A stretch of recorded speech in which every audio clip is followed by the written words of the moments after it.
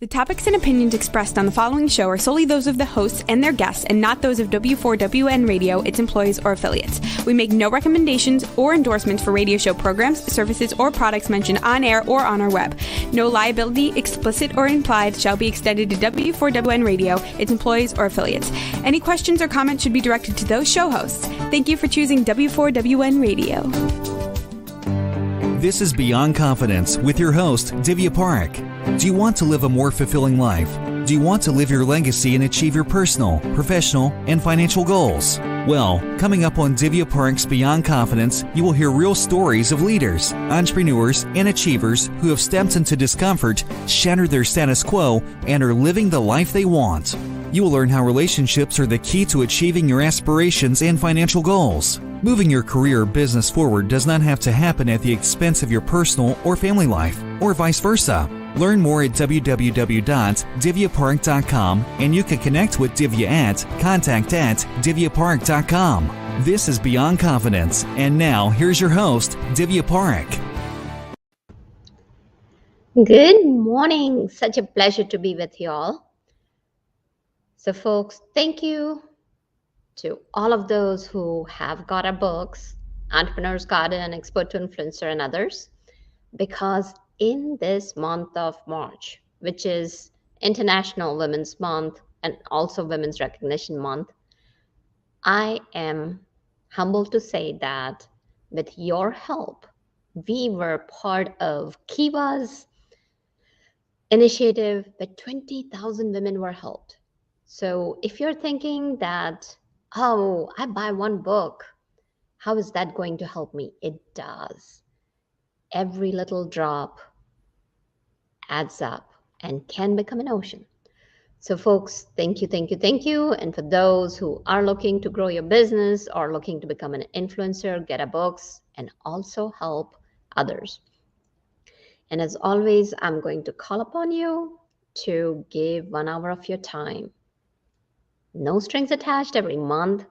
Think about it, number of hours. If it's 100 million people, 100 million hours. Let's spread the word and the kindness. So I am going to invite our guest, Mark Lewis. Well, Mark. Thank you, Divya. Good to see you. Oh, good to see you. So Mark has been very, very successful. He's a former IBM employee, successful entrepreneur, and a nonprofit technology executive. He has coached entrepreneurs and small businesses and CEOs, yes, and we're talking about companies with employees, and he moderates multiple CEO roundtables around each year. He's a nationally acclaimed speaker. Excuse me. He's a nationally acclaimed speaker and best-selling author of Give a Damn, The Ticket to Cultural Change. And he has been featured widely on several TV stations, magazines, and outlets. And in 2005, he was selected by the governor of Louisiana as Technology Leader of the Year and was recently awarded the Marshall Klein Louisiana Entrepreneur of the Year Award. Congratulations, Mark. Thank you, Divya. I'm excited. It's not all about me. It's about what you can do for other people. And when you do those kind of successes, you get rewarded for it. But I have to give credit to all the people that helped me get to where I am today. Absolutely. So we usually start off with a moment in childhood. Do you recall a moment where you got into trouble or somebody left a mark on you where, oh yeah, I gotta be somebody like someone?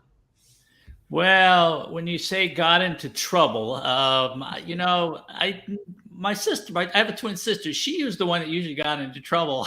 I was kind of the one that passively was driven by the guidance of my dad. I think the thing that influenced me the most was when there was a situation. The newspapers weren't being delivered properly in the neighborhood. And at that time I was 13 years old. And I thought this was an opportunity to make a difference in people's lives. Growing up in Rochester, New York, it's pretty cold. So I made sure that the paper was delivered on time, and that really influenced kind of the springboard to my entrepreneurial life. And for 4 years, I was fortunate enough that I got newspaper boy of the year in Rochester, New York, and that kind of springboard. So I don't like to talk about troubles so much as I like to talk about what I can do that can make an influence on other people. And I did get into trouble, but it wasn't really anything significant. Well, that's still precious. Childhood is precious, and it makes us who we are today. So tell us about your journey as your life continued. What brought you to become an entrepreneur? Well, when I was younger, the newspaper route was part of it, but my dad got me involved in being I sold Christmas cards, I cut lawns, I did the kind of things that an entrepreneur would do at a very early age. And then I always knew that I wanted to be in business as an entrepreneur someday in my life. So I wanted to make sure I got the proper education. And when I graduated from Boston College and then went to Tulane, I knew I needed the training to really help me with that aspect of my life to be an entrepreneur. And I worked for IBM. Thought that I'd be there for about 2.5, 3 years, and then I would venture off into entrepreneurship. But I was pretty successful there, and I wound up being there for about 13 years. I had a family I had to raise, but then the itch really got significant for me, and IBM made some changes. So that was the springboard to leave IBM and then go into entrepreneurship.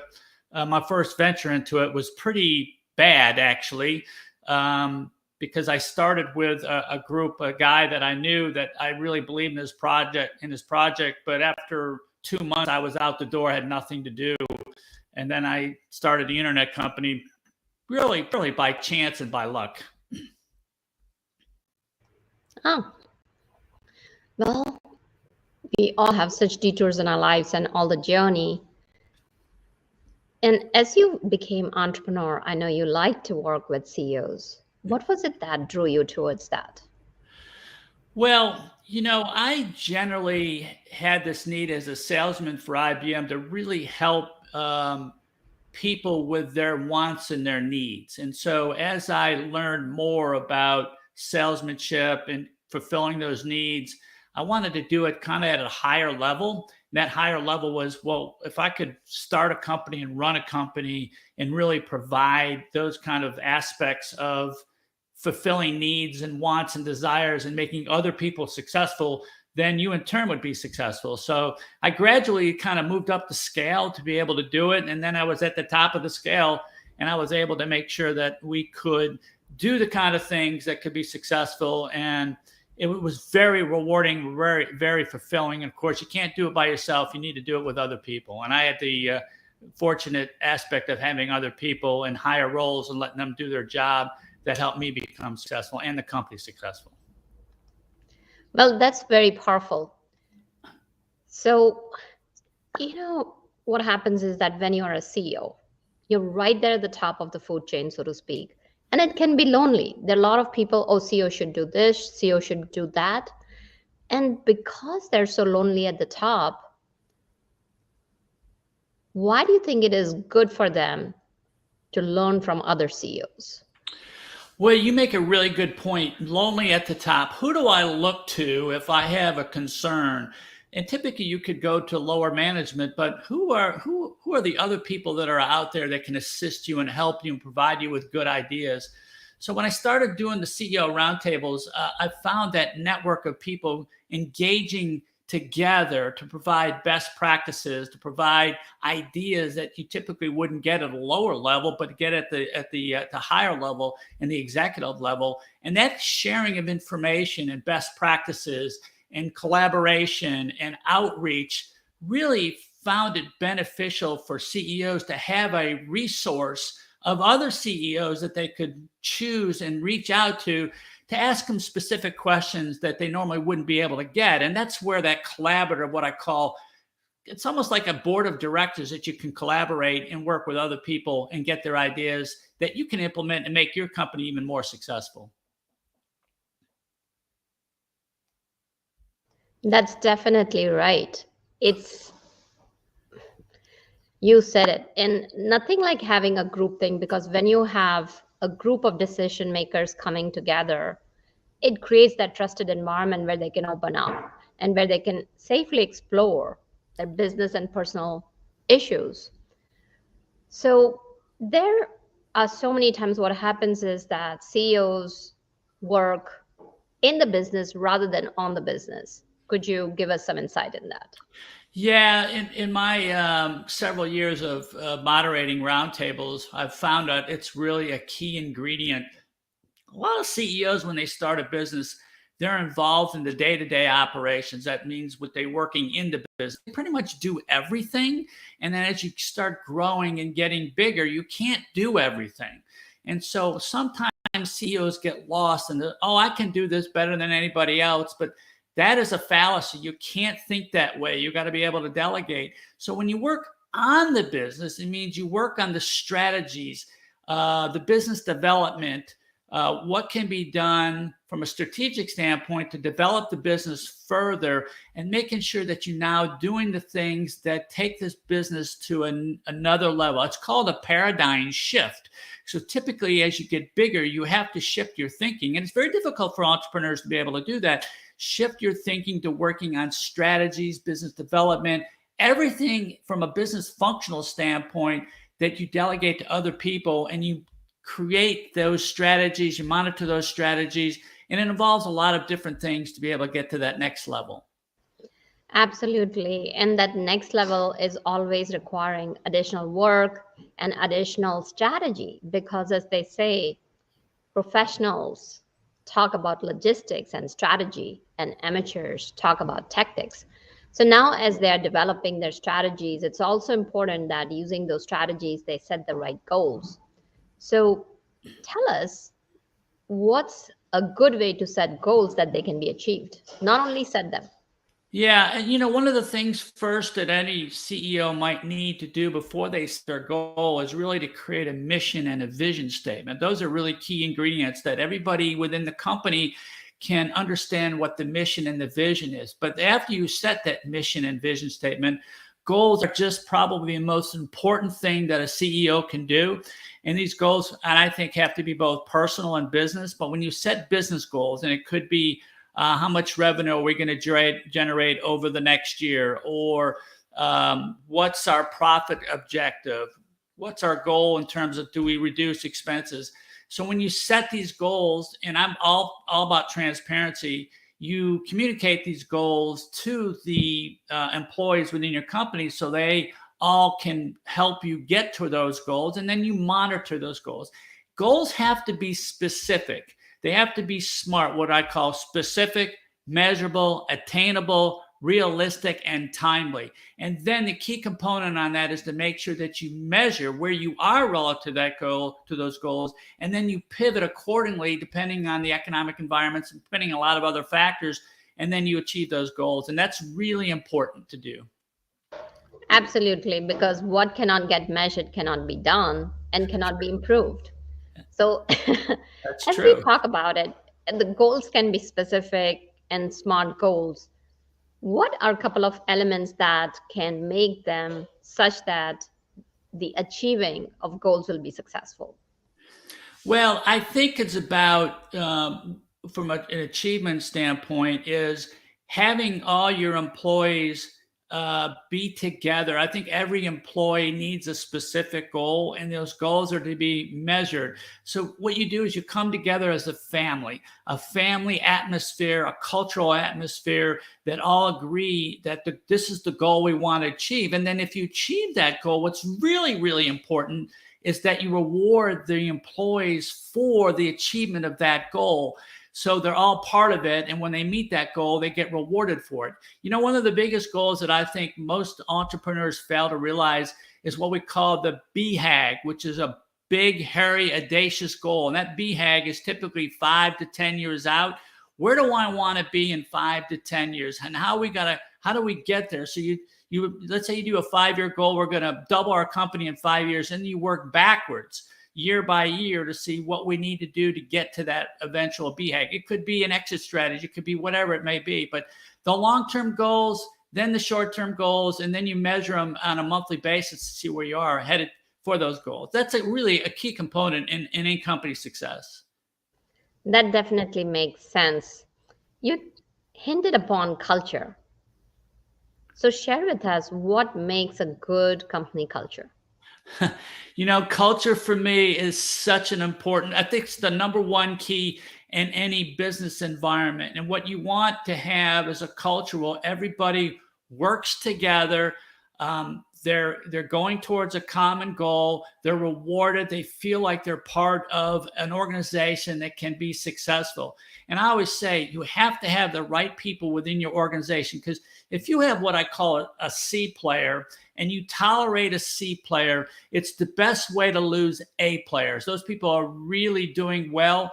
So you have to make sure that in every situation you have those A players that are working together with other players and A players in different functional areas, all working together. And there's so much that goes into the culture and hiring somebody that's so vastly important in the success of an organization. It's number one.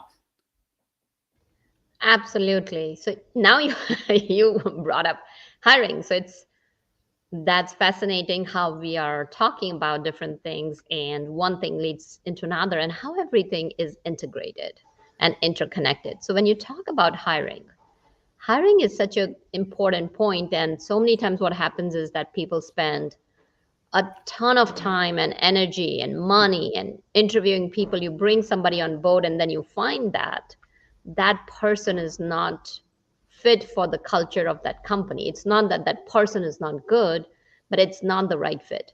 So share with us a few techniques or tips that companies or people or leaders can use to hire the right people. So Divya, I've been asked to go and interview potential hiring candidates for different companies. And so my main goal is I'm not so much concerned of what a person knows, because obviously if they're applying for that job, that they know what they're doing or have some knowledge in that field. I'm more concerned about how they think and how that thinking process fits into the culture of our organization. So I developed a very unique hiring technique that nobody can prepare for. And it's all based on how they think. And I have 5 different categories: personal, business, hobbies, sports, all that kind of thing. There's 5 categories. So I ask particular questions like this. So when let's say I'm interviewing you, Divya, I said, look, I want you to tell me the first thing that comes to your mind when I say 1 or 2 words. There are no right or wrong answers, but I'm going to say 1 or 2 things. And so I'll ask questions like favorite color, favorite movie, best actor, mom, dad, favorite car. Now, the whole process on this is to understand where they're thinking. So let's say a particular question is favorite movie, and someone says Aladdin versus the 10 Commandments. Well, it says something about them. If someone says favorite car and they say a Maserati versus a Camry, well, it says something about them. If they say favorite color is red versus blue, it says something about them. And so what happens is develop a pattern. And this pattern gives you the idea of how they're going to fit in your organization. It has been so successful, all these people, in terms of doing it. Nobody can prepare for it. You can understand what their stress level is. So if you ask a question, they start getting fidgety or they don't handle stress very well. You have all these elements that produce this pattern, and it works marvelously. And I have a lot of fun doing it too. I think so. That is so powerful, because just as an example, if somebody were to pick, let's say Toyota RAV4 versus a Hummer, then it tells you that a person, and it's whether it's electrical car or a hybrid car, that are they environmentally conscious or things like that. So these are the little things in their life choices you can derive who they are as a person. So powerful, so simple, and yet powerful. So now we have talked about hiring. You have heard about the Great Resignations. 45 million people. No, what is it? 4.5 million, and more people have left. And that is a huge number. So let's say now you have hired the right people. What are the key strategies to retain them? Well, when you hire the right people, you could hire the right person, but they could be in the wrong seat. So you want to make sure that it fits. When you hire somebody, they fit in the job that they really want. Because if you put somebody in the wrong seat, they're not going to be very happy. So making sure when you're hiring, you put them in the right seat. And I think sometimes in the company culture that people may be good for your company, but they're just in the wrong place. So you need to find and understand what makes them tick and what they need to do to enjoy what they're doing. But in terms of your question, and one point I did want to make that I didn't make, which is really sums up the hiring process, is you want to hire for culture, train for skill. And that's important. But getting to the point where what are the kind of different things that you want to do to keep people there? Well, first of all, you need to understand what makes them tick. And you want to have some kind of reward system based on the goals that they have. Everybody in the organization should have a goal. It doesn't matter whether you're a secretary or an accountant, but have a goal. When you set those goals and then you meet those goals, you reward them. But you also have these little things. Everybody ticks differently. What can I do as a CEO, get them to tick and reward them for what they're doing? A simple thank you in front of their peers, meeting quarterly on a basis and rewarding people for what they've done. It's something special. What happens is it builds camaraderie. It builds a sense of, boy, I belong. That belonging, you've got to find a way that keeps people engaged and want to belong in a company. And everybody's different, and you got to find a way that finds that tick that keeps them engaged in the company. And I think if more CEOs did that, you wouldn't have this great resignation. Well, you said it. You and I have talked on so many occasions, Mark. You always talk about that organization is so important. And when I'm talking about organization, not the organization as an enterprise, that it's important for people to be organized. And why is that? Well, I think the success of a company is based on rhythm and structure.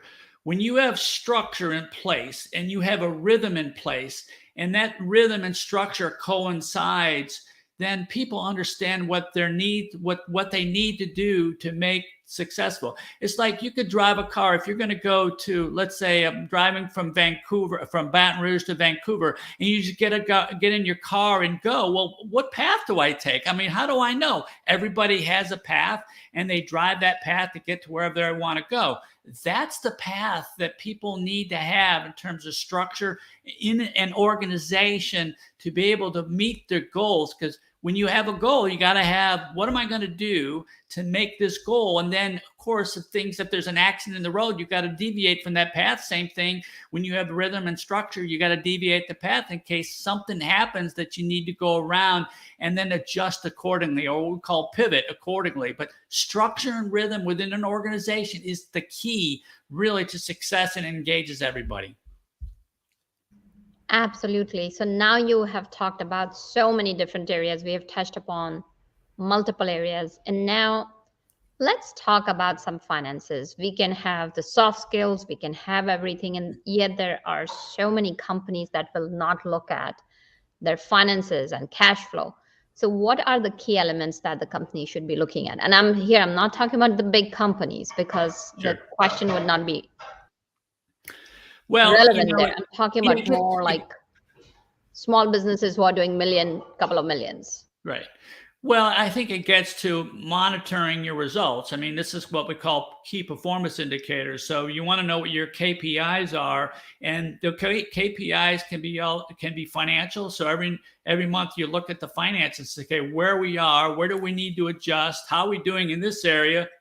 And when you have a good feel of your finances, then you can make adjustments. Now, the finances should also be communicated transparent to the rest of the employees, because you may be doing something that you're not aware of and you want to get feedback from your employees. I have this exercise called the start, stop, keep routine.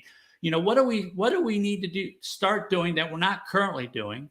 What do we need to stop doing that it's not being productive? And what do we need to keep on doing that's really good? If you engage your employees in that respect, and you get feedback, it's amazing how much feedback you get from your employees that can make your organization better. That'll translate to finances. That'll translate to organizational processes that you're implementing in your company. It'll translate into culture. All these things engaging to make your company better, I think is an important aspect of it. Absolutely. So it's not just about having the checklist that I have my cash flow going well, I have my money in, money out, I have my financials. It's also important to taking that, because most of the companies, especially if you've reached $1 million or $1.5 million, you would have that. It's important to taking that and communicating and being transparent with your employees, because as you shared, you never know, you may find out where you could change some things and create more innovation. So definitely a great point. So now what's happening is, as we talked, circling back to the beginning, that it's so lonely at the top. How can CEOs come together? What kind of model is there? Well, one of the things that have been implemented in Louisiana, which fortunately I've been a key part of, about 8 years ago, the state of Louisiana decided to implement what they call these CEO Roundtables. And it was an organization, Entrepreneurs Organization of Louisiana, made the suggestion to the state that this might be something that they could implement that could be successful for them. And so they did a pilot test about 8 years ago. And fortunately, I was asked to be the moderator and the facilitator. And to be honest with you, Divya, I had never done this before, but I had experience as an entrepreneur and as a business person. So we put together a program, and we put that program to the state, and they agreed that this might be a good thing. So they did a pilot test in New Orleans, and it became very, very successful. For every dollar they invested into the program, they got an $8 return because of the growth that the companies realized based on what they learned from the CEOs in the roundtable and other business functions and strategies that people weren't aware of. So this is something I think needs to be implemented across small businesses, throughout the world, because it's demonstrated success over the last 8 years, and it's really helped the economic development of the state of Louisiana through the implementation of these roundtables. So can you share with us a couple of stories, of course, maintaining all the confidentiality as to type of problems that were uncovered? Well, we talked a lot about this already. The biggest problem people have in the CEO Roundtable is hiring the right people.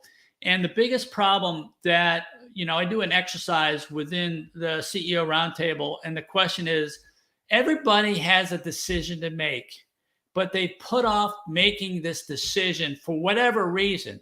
They know they have to make it, but it's just a tough decision to make. So I force them to do it. I force them. They have to come back and say, what decision did you make that you've been putting off for so long that you've now made, and what effect did it have? So I force them to make it. It might be like implementing a payroll. It might be firing somebody.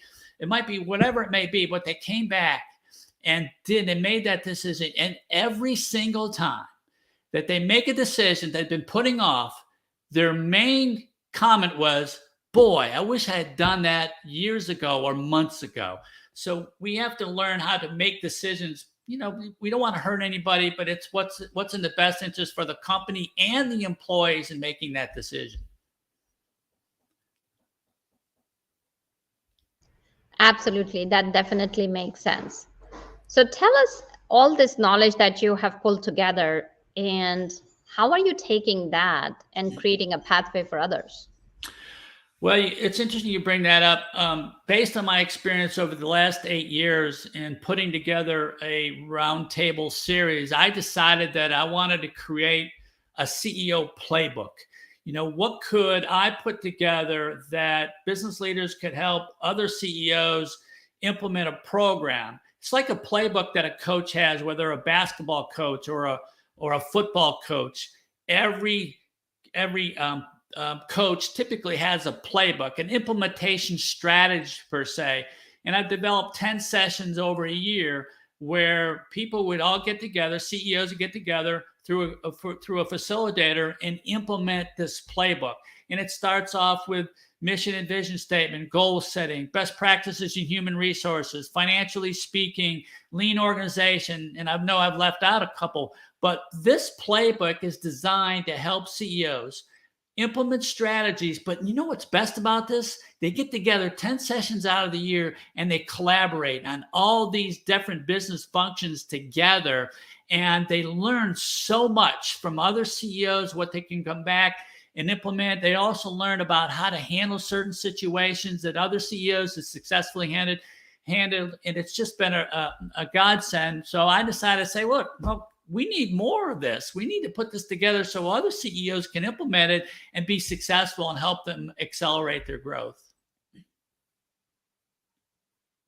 And that definitely sounds like you have taken all your experience and synthesized a pathway and a formula for people so that companies can succeed. And especially now more so than ever, it's important for the companies to succeed, bring in more profits, have their employees grow more. So as we're talking about that, tell us a couple of stories around how long did it take you and what went into it? Well, you know, I've made my share of mistakes, right?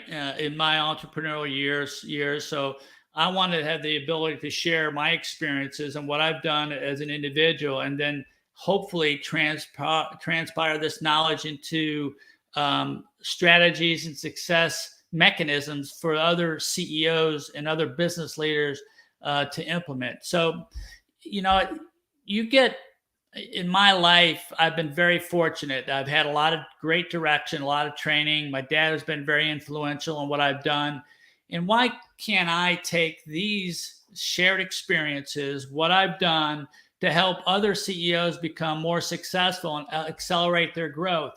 And you know what the satisfaction I have in a couple of situations where the CEOs were involved in the roundtable, they had a specific exit strategy. And going back, they established their BHAG is that they wanted to double the company and then sell the company. Well, that came to fruition. And I said, well, you need to do this in a way that increases the value of your organization so you can get the best possible price when you sell it. So if you implement the strategies and go down this line, you're going to increase the value of what your company would be worth for somebody who didn't do that. And I know there's two situations where that happened, and it certainly made their life obviously better, but it helped them meet their objectives. So those are the kind of things that got very self-fulfilling and very strategic and very satisfying for me, that I made a difference in someone's life. Absolutely. Nothing like making a difference in someone's life. So tell me, you've always talked about your dad. Share a few things that have left a mark on you. Well, you know, unfortunately, my dad passed away recently. He was 93, but my dad was tough.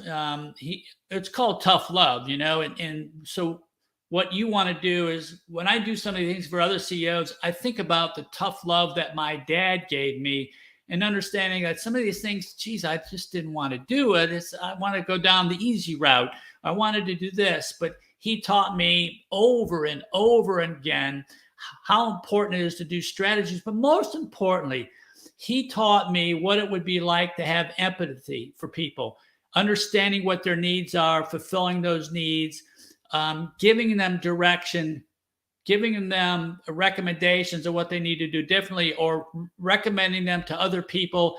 Everything was involved about what can I do to help someone succeed based on the knowledge that I've received, which my dad gave me, and how can I pass it on to make other people successful. And that's been strategic for me, and it's really kind of been driven my whole life. And I can't thank my dad enough. It's funny because he was a consultant, and I never thought I'd go into the consulting world. I never thought I would do what I did because I worked for IBM, and that was a full-time job. But he did, and I eventually followed in his footsteps. And if you told me that when I was a kid, I would have said I would have never thought that was possible.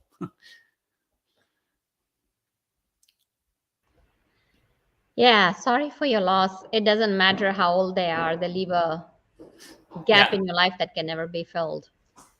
So Mark, as you kind of continue to move along, You also mentioned that you have a book around Give a Damn. Can you tell us something more about it?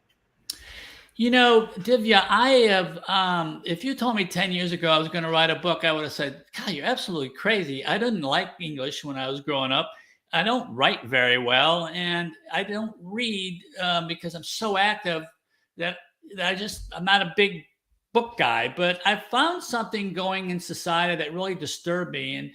And that was how society has become very self-centered, meaning they have this what's in it for me attitude. And some of the things that I saw and what people were doing, I'm going, are you serious? Are you really doing that? And I decided that I was going to dictate everything I saw and write it down. And then I got all this data. I said, well, I might as well write a book about it. And I wanted to find out what was really causing and driving this change in attitude of a self-serving society versus a selfless society. And I came across a lot of aspects, and it's really been the driver for me to help companies succeed. It's give a damn, to take it to cultural change. What can we do to change the culture of an organization to make it better and to get away from the self-serving society? And it's driven me to be able to get that word out to other people and say, if you really care, if you understand what you do and what you can put into what you can do to help other people, you're going to get something in return. But the fallacy is people shouldn't think about, oh, I'm going to do this for what's my benefit. I'm going to do it because it's the best interest of what I'm doing for that person. And guess what? You always will get something in return, but you can't expect it. It will come. You can't expect it. So that's been kind of my driver. It's my theme. It's really what I engage in, a cultural society, cultural business. And it's kind of a driver for what I'm doing for the CEO Roundtables too. And that makes perfect sense about the driver, that it's important. We have become so entrenched in this digital that where people were so much more engaged with each other. Yes, there would be siblings who, and this reminds me of a story. I was talking to someone and the gentleman was sharing that he comes home from work and he finds that his kids are giggling and nobody's talking. And he goes and checks in the living room, and what he finds is that they're texting to each other. And yes, it's a form of communication, and yet it's so important that you look in somebody's, looking at somebody's body language, looking in someone's eyes, and having that direct conversations. And from there onwards, what he did was he went ahead and called a family meeting, and they had a rule that at least on the dinner table, no gadgets would be allowed. So we talk about gadgets, and now as we are talking about the CEO Roundtable, CEOs have to be available constantly. It's so hard for them to unplug and just be unavailable. So how does having the gadgets in the roundtable work? Well, when we do our roundtable, the gadgets are set aside, because this is an interactive. And you make a really good point about technology, Divya, in the standpoint that these gadgets have allowed us to communicate more, but the quality of those communication has been severely degraded because we're not interacting like we did as human beings before all these gadgets. And so you lose that sense of touch and lose that understanding in the nonverbal communications. And I think that's been a critical aspect of what's happened in today's society is that we have the communication, but we're not communicating face to face. I remember, we got to go visit people. Now they text people. Instead of calling them, they'll text them or they'll email them. I think that face-to-face communication has been a huge degradation in the form of communication. Interaction has caused people to be, I think, in this sense, more selfish in that standpoint. But technology has been a problem from that perspective.